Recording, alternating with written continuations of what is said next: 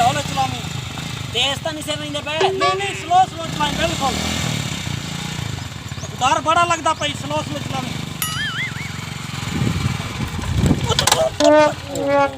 क्या ठीक है बात। लगता है पेट्रोल खत्म हो गया। नो मैं तो कौन दे आखा भी है मां कहंदे पेट्रोल पवा कि नहीं। अच्छा उनी को लिटा लटू के ते पेट्रोल पंप तोड़ तक घेन वन्नू वाला दा बंदा बात में कर तू अगू ही लिटा मैं पीछू लिटा ना यार इधर राम ने मैं तूने लिटना इधर किसी पे नहीं जरा पेट्रोल आ ना यार बंदे को अस्सी 90 पूरा 100 13 मर जाती हो मैं देखा मेरी मैं जीते मैं जीते अच्छा लिटा मतलब अपने सच्ची में लिटने ओ यार लिटा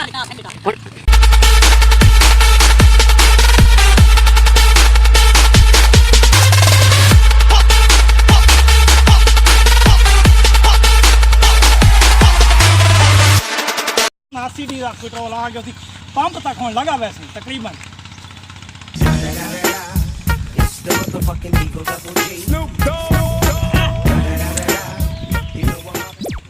चाचा पेट्रोल खत्म हो गया है। प्लग चेक करो प्लग चेक कर चाचा। दुनिया जहान दा कोई मसला होवे तेरे जा फालतू बने प्लग चेक करो प्लग पेट्रोल दा मसला प्लग चेक करो प्लग चेक कर तक इनु मत्ता को ठीक हो प्लग चेक कर plug I smiled at them and said she told me so. Everybody asked me how I know. I smiled at them and said she told me so. Everybody asked me how I know. I smiled at them and said she told me so. Everybody asked me how I know.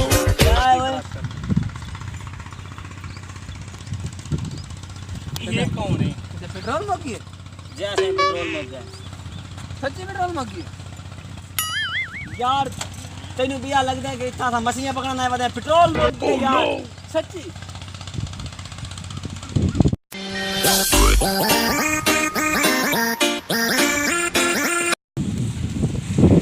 Petrol मगी